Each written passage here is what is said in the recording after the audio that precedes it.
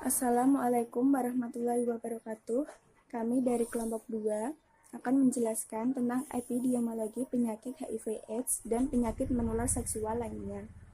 Kelompok 2 beranggotakan saya, Merisa Ayu Hartini, NIM akhir 112, Tutut Vita Pratiwi, NIM akhir 132, Nizam Almuk, NIM akhir 133, Hesti Fitri Ayu Ningsih, NIM akhir 139, dan Pradiko Dwi Pamungkas, NIM akhir 140. Saya, Marisa Ayu Hartini, NIM 641141912 akan menjelaskan tentang HIV/AIDS. Yang pertama adalah definisi. Acquired Immunodeficiency Syndrome atau Acquired Immune Deficiency Syndrome atau AIDS adalah sekumpulan gejala dan infeksi atau sindrom yang timbul karena rusaknya sistem kekebalan tubuh pada manusia akibat infeksi virus HIV. Yang kedua adalah etiologi. Agen etiologik AIDS atau Acquired Immunodeficiency Syndrome adalah HIV atau Human Immunodeficiency Virus yang termasuk dalam famili retrovirus manusia dan subfamili lentivirus. Terdapat dua tipe virus HIV yang menyebabkan penyakit pada manusia, yaitu HIV-1 dan HIV-2. Yang ketiga adalah tren penyakit. HIV/AIDS di Indonesia sebanyak 511.955 atau 79,94%. Itu artinya ada sebanyak 128.499 ODHA atau orang dengan HIV/AIDS yang tidak terdeteksi. Yang keempat, penyebaran HIV/AIDS. 1. Penyebaran virus HIV terjadi melalui hubungan seksual yang tidak aman dan bergantian menggunakan jarum suntik saat memakai narkoba. Yang kedua, penularan dari ibu kepada bayi pada masa kehamilan saat proses melahirkan atau menyusui. Yang ketiga, melalui oral seks. Yang keempat, melalui penggunaan alat bantu seks yang dipakai bergantian. Yang kelima, melalui transfusi darah dari orang terinfeksi. Yang keenam, memakai jarum suntikan dan perlengkapan suntik lain yang terkontaminasi. Yang kelima adalah gejala HIV. Infeksi HIV muncul dalam 3 tahap. Yang pertama adalah serokonversi, yakni periode waktu tertentu di mana antibodi HIV sudah mulai berkembang untuk melawan virus. Yang kedua adalah masa ketika tidak ada gejala HIV yang muncul. Dan yang ketiga adalah tahap akhir infeksi HIV. Yang keenam adalah diagnosis. Diagnosis HIV/AIDS dilakukan dengan 5 tahap. Yang pertama adalah tes antiagen atau antibodi. Yang kedua adalah uji asam nukleat atau NAT. Yang ketiga adalah tes sel CD4. Yang keempat tes viral load. Dan yang kelima adalah tes resistansi obat. Saya Tutut Vita Pratiwi, NIM 64114191132. Saya akan menjelaskan tentang faktor resiko dan pencegahan HIV/AIDS. Faktor resiko HIV/AIDS bisa menginfeksi semua orang dari segala usia. Akan tetapi, resiko tertular HIV lebih tinggi pada pria yang tidak disunat, baik heteroseksual atau laki seks. Resiko tertular HIV juga lebih tinggi pada individu dengan sejumlah faktor, di antaranya yang pertama hubungan seks tanpa menggunakan kondom. Resiko penularan akan lebih tinggi melalui hubungan seks anal dan hubungan seks dengan berganti pasangan. Yang kedua, menderita infeksi menular seksual. Sebagian besar infeksi menular seksual menyebabkan luka di kelamin penderita, sehingga meningkatkan faktor resiko tertular HIV. Yang ketiga, berbagi jarum suntik. Berbagi jarum suntik dengan penderita HIV adalah salah satu cara yang dapat membuat seseorang terinfeksi HIV, misal menggunakan jarum suntik bersama saat membuat tato atau menggunakan nafsa. Yang selanjutnya adalah pencegahan HIV/AIDS. Pencegahan HIV/AIDS dapat dilakukan dengan menghindari makanan sepiring dengan orang yang terinfeksi HIV, tidak menggunakan jarum suntik yang sama secara bergantian, membatasi hubungan seks dengan seseorang yang tidak mempunyai pasangan, menggunakan kondom ketika melakukan seks. Oleh karena itu, pengabdian masyarakat harus melakukan pendekatan pencegahan dan penanggulangan dengan meningkatkan pengetahuan, pendidikan masyarakat, kesehatan secara konseling sebelum melakukan screening HIV dengan pemeriksaan darah, adalah salah satu upaya yang dilakukan untuk memutus mata rantai penularan HIV. Pengobatan HIV/AIDS. Pengobatan HIV/AIDS hingga kini belum ada pengobatan yang dapat menyembuhkan HIV/AIDS. Tujuan dari pengobatan adalah untuk menghentikan perkembangan penyakit dan mendukung penderita agar dapat hidup dengan normal. Karena penting untuk memulai pengobatan HIV sejak dini, pengobatan dilakukan dengan menggunakan obat antiretroviral atau ARV. Obat tersebut mampu melawan infeksi HIV dan memperlambat penyebaran virus di dalam tubuh. Terdapat beberapa kelas obat ARV, seperti yang pertama, NRTI, berfungsi untuk menghilangkan protein yang dibutuhkan virus HIV untuk mengandalkan diri. Yang kedua, NRT, berfungsi untuk menghambat perkembangan HIV di dalam sel tubuh. Yang ketiga, protease inhibitor yang berfungsi untuk menghilangkan protase, jenis protein yang dibutuhkan HIV untuk mengandalkan diri. Yang keempat, ada entry inhibitor yang menghalangi HIV masuk ke dalam sel CD4. Yang kelima, ada integrase inhibitor, jenis ARV yang dapat menghilangkan integrase protein yang digunakan HIV untuk memasukkan materi genetik ke dalam sel CD4.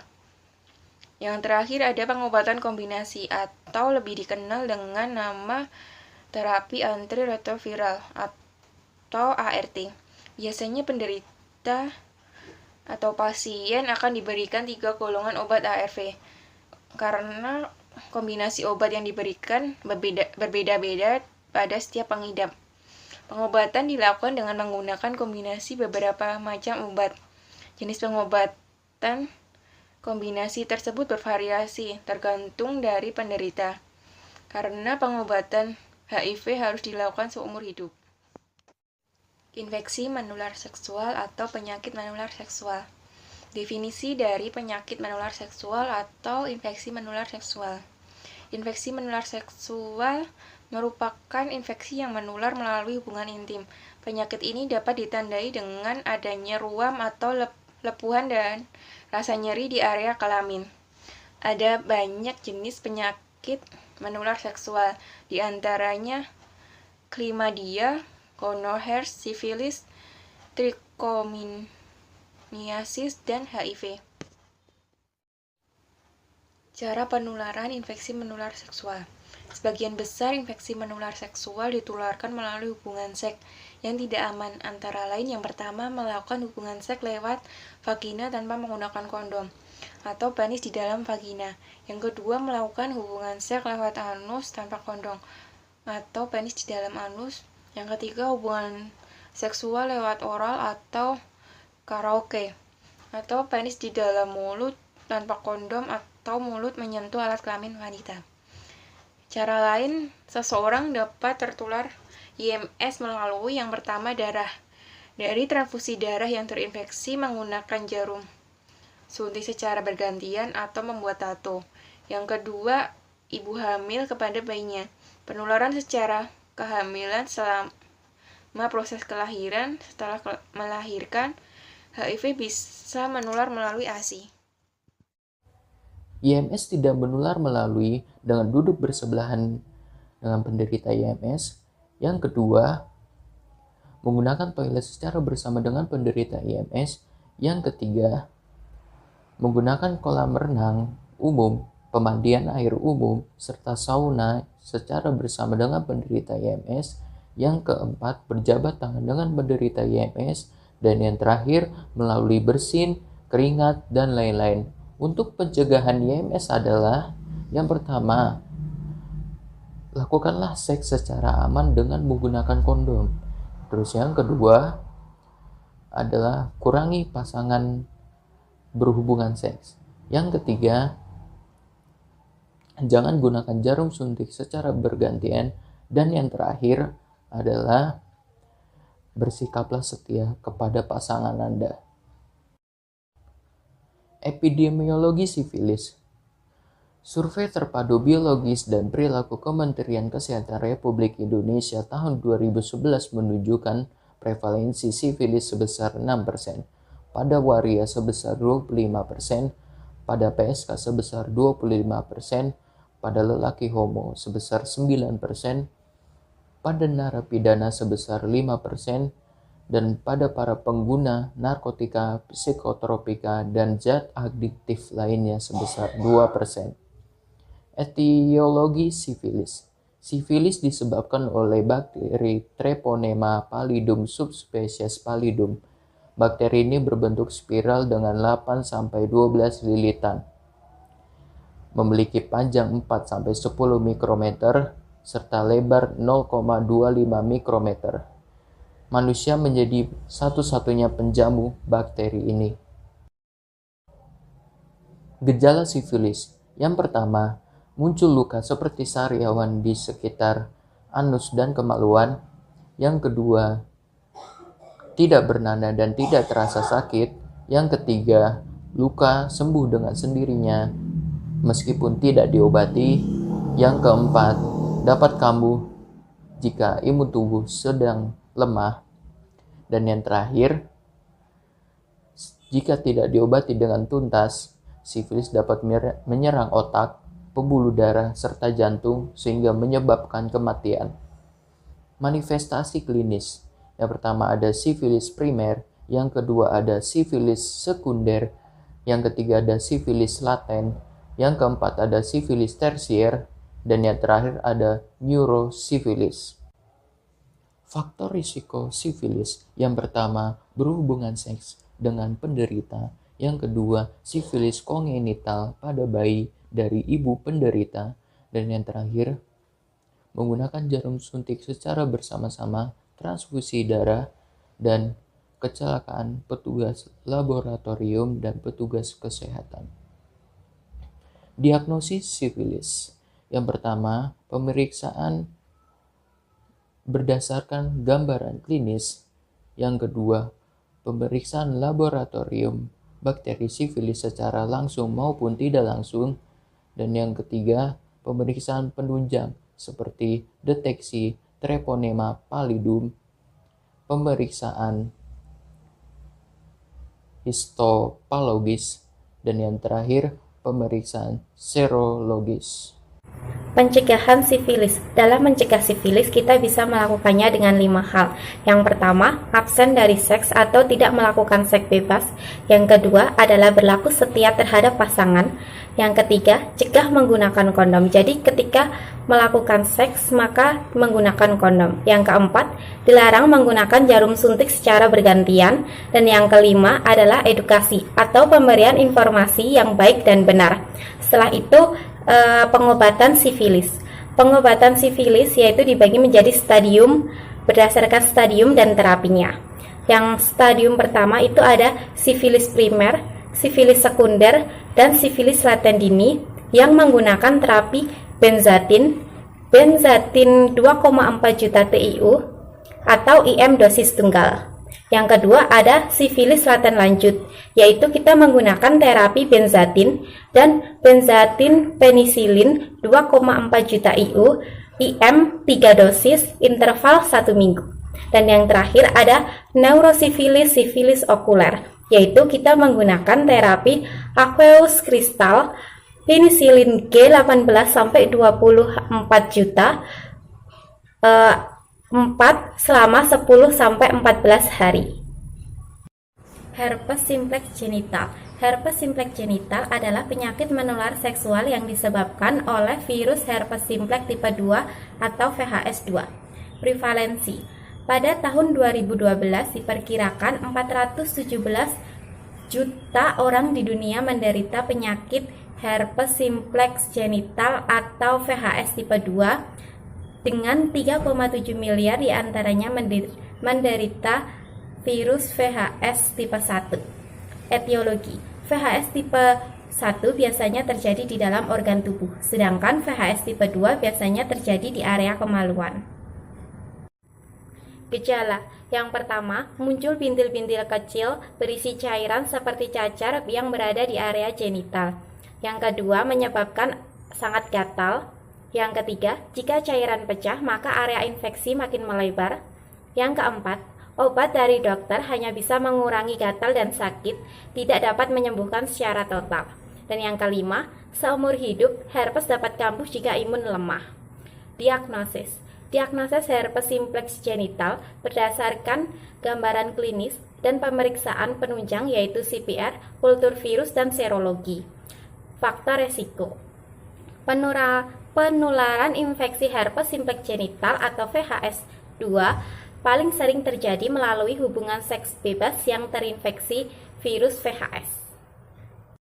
Pencegahan. Pemakaian kondom mengurangi tingkat penularan jika digunakan secara rutin. Sirkumsisi mengurangi tingkat penyebaran infeksi VHS2 pada pria.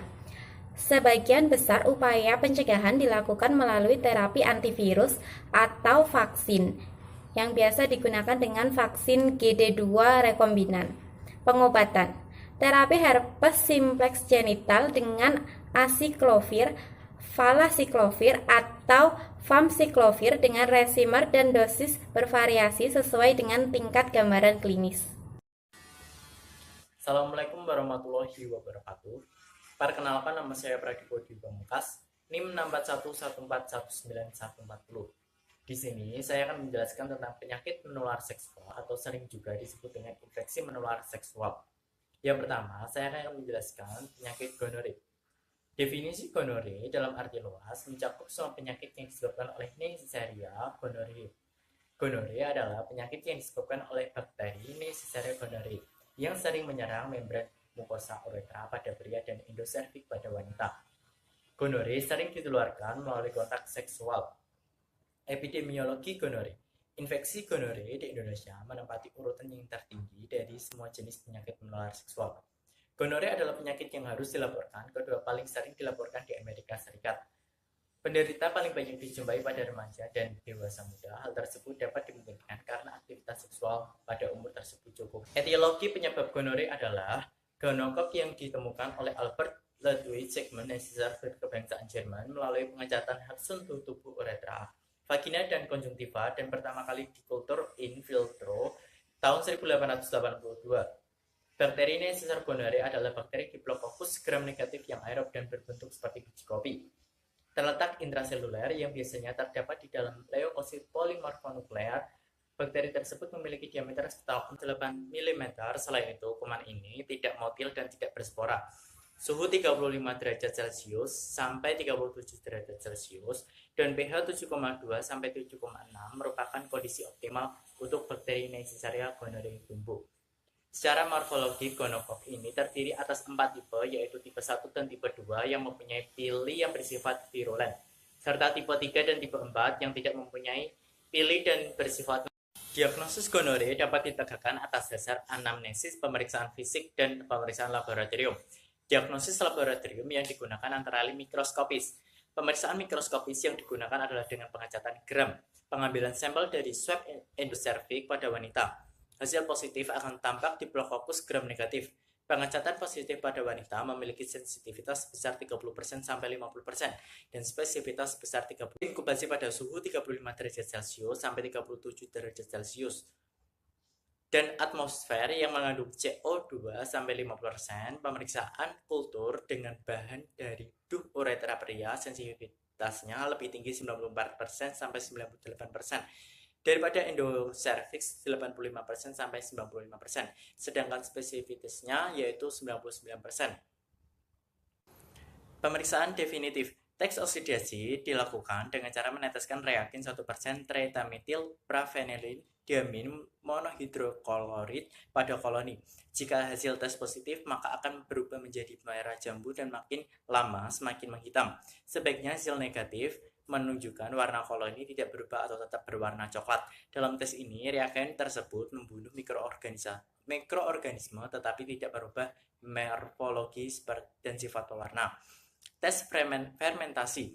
Pada tes fermentasi, terjadi perubahan warna pada media glukosa yang berubah menjadi warna kuning. Artinya, bakteri ini membentuk asam dan fermentasi glukosa. Media glukosa juga berbentuk gelembung pada tabung HAM yang diletakkan terbalik di dalam tabung media, artinya hasil fermentasi berupa gas. Pengobatan gonore, pemberian farmakologi dengan antibiotik timfenikol 3,5 gram per oral dosis tunggal atau ofloxacin 400 mg per oral dosis tunggal atau kanamisin 2 gram intramuskular dosis tunggal atau spektroniomycin 2 gram IM dosis tunggal. Yang kedua, penyakit klamidia. Infeksi klamidia adalah penyakit menular seksual yang disebabkan oleh infeksi bakteri klamidia trachomatis. Infeksi ini umumnya bersifat asimptomatik sehingga penderita tidak menyadarinya dan tidak pergi untuk berobat. Infeksi klamidia juga dapat menyebabkan penyakit lain seperti konjungtivis, pneumonia, dan trauma kebutaan.